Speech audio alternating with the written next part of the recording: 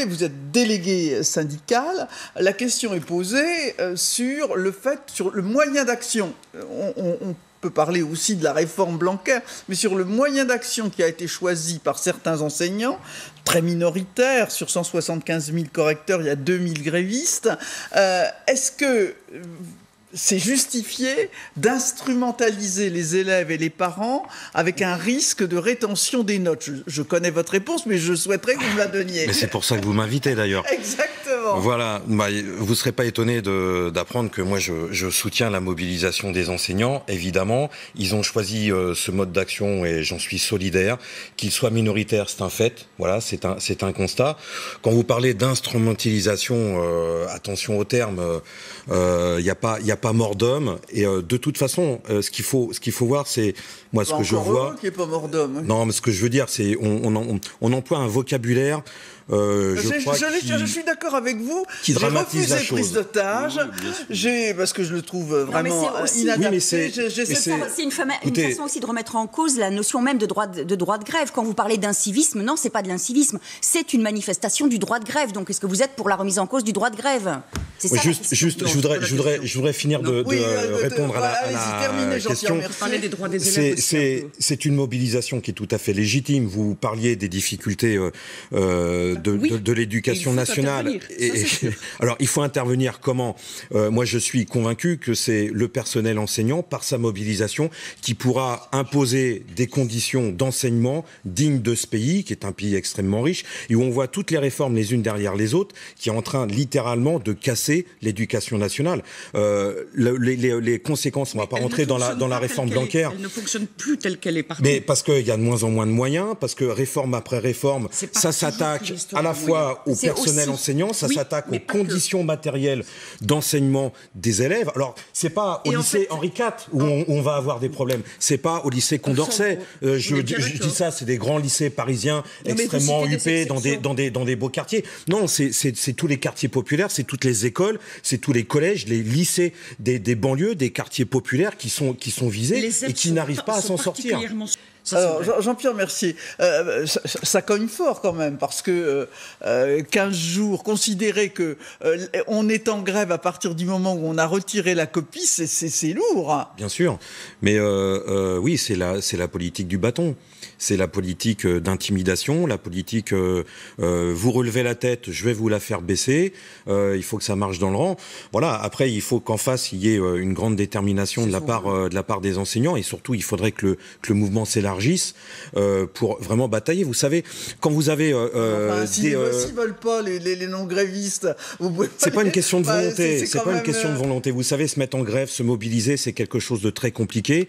C'est s'engager dans un bras de fer, ça se fait pas comme ça en claquant du doigt. Bien sûr, mais vous avez, mais vous pouvez pas pratiquement dans toutes les écoles, devant toutes les écoles, dans tous les collèges, il y a c'est vrai qu'il y a des banderoles non à la réforme Blanquer, etc. Et quand vous imposez, vous pouvez mettre une banderole, c'est pas pour ça que non, d'habitude ça se fait pas. Roselyne, excusez-moi, d'habitude ça se fait pas. S'il y a ces banderoles, c'est bien parce qu'il y a aussi une mobilisation des parents. Croyez-moi, c'est très très visible, notamment dans les quartiers populaires à Paris, pour Paris que je connais par exemple. Roselyne, depuis 30 ans, dans notre pays, on prend une affiche et on fait non à la réforme, et puis après on barre. Alors d'un coup c'est Blanquer, avant c'était la réforme Tartampion, et avant il y a un refus de la réforme. Et lorsqu'on dit ça fait 30 ans qu'on n'arrête pas de vivre des réformes dans l'éducation. Même quand il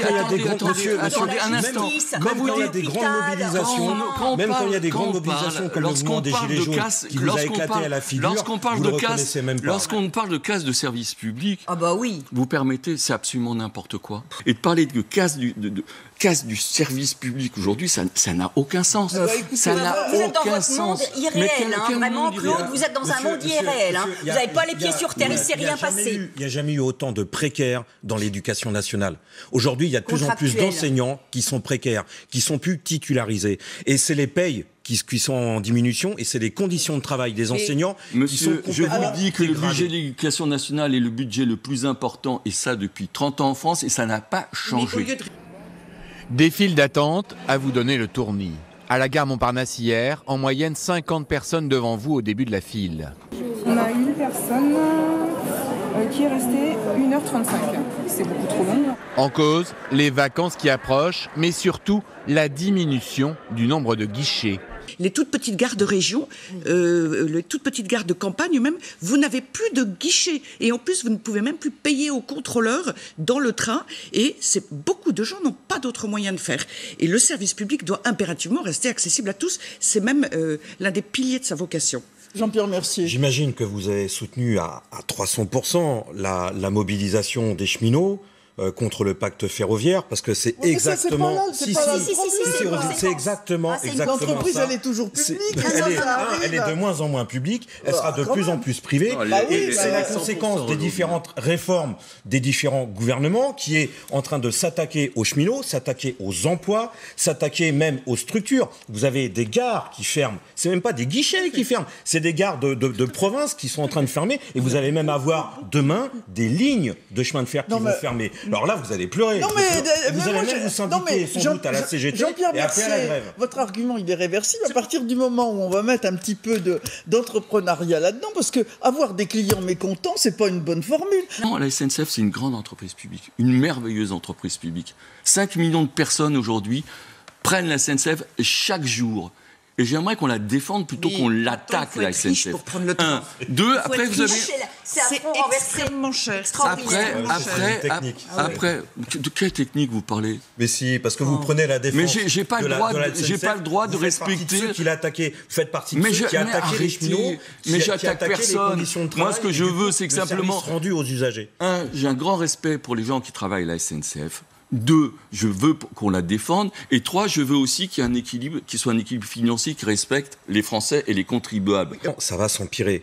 Ça va s'empirer parce qu'il y a quand même le pacte ferroviaire qui est passé. Il va y avoir ouverture à la concurrence, privatisation morceau par morceau de cette grande entreprise, la SNCF. Et c'est à la fois, les salariés de la SNCF, les cheminots qui vont en pâtir, et les usagers, bien sûr. Parce que le prix du billet, quand ça sera privé, complètement privé, il va pas baisser, sûrement pas. Donc il va falloir encore voir des cheminots descendre dans la rue, faire grève, et j'espère que vous allez les soutenir et non plus les traiter, que vous prenez en otage. Moi, j'apprécie beaucoup. Effectivement, il y a eu toujours ce podium de la revue Challenge, en partenariat d'ailleurs avec LCI, sur les grosses fortunes françaises, les 500 plus grosses fortunes. Et effectivement, on voit que c'est toujours Bernard Arnault qui est en tête de ce classement avec une fortune à 90 milliards d'euros.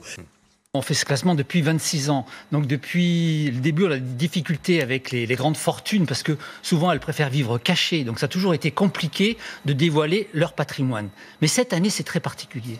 Et effectivement, les 2 journalistes qui ont réalisé le classement ont témoigné plusieurs fois en disant, certains les ont suppliés, s'il vous plaît, ne publiez pas. C'est pas le moment.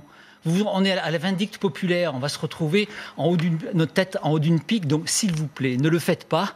Bon, notre devoir est de le faire, mais vous voyez un petit peu l'ambiance, et ça pose bien le problème de cette haine anti-riche qu'on a vue cette année avec les Gilets jaunes, et on en a eu vraiment la conséquence dans la réalisation du classement. Alors Jean-Pierre Mercier, on déteste les riches en France. C'est intéressant ce qu'il vient de dire. Pourquoi il y a cette demande aux riches, il ne faut pas publier vos fortunes? Parce que il y a de l'argent, énormément d'argent, des milliards et des milliards qui sont concentrés à un pôle de la société. Et puis il y a le reste de la société qui est en train d'en baver, qui trime, qui n'a rien du tout et qui n'arrive pas à s'en sortir. Dixit, le mouvement des Gilets jaunes, mais aussi d'autres futurs mouvements qui vont s'enclencher. Moi, je retiens, j'ai pas forcément une haine du riche. J'ai la haine de la manière dont ils constituent leur fortune. Les frères Wertheimer, Chanel. Wertheimer, oui. Excusez-moi. Chanel, c'est quoi? C'est des ouvrières qui sont payées 1200, 1300 €, des fois au SMIC, des intérimaires, pour fabriquer des sacs Chanel vendus à 45 000 €. C'est la famille Mullier. Famille Mullier, propriétaire d'Auchan, qui est en train de vendre des dizaines et des dizaines de magasins, licenciés derrière des centaines d'emplois et qui se fait des milliards et des milliards. Ils sont en recul dans le classement, oui. Oui, alors ils sont peut-être en recul, ils ont je ne sais plus combien de dizaines de milliards. Voilà, ils vivent évidemment en Belgique, histoire de ne pas payer d'impôts en France. 32 milliards. Vous avez Pierre Castel, à part vendre du mauvais vin, lui, c'est la France-Afrique. Lui, c'est la France-Afrique, c'est le monopole de la moitié de la distribution de boissons en Afrique. C'est l'exploitation. C'est cette manière-là que moi je dénonce. Et c'est surtout, alors, là, il y a 500 familles. En fait, c'est quoi?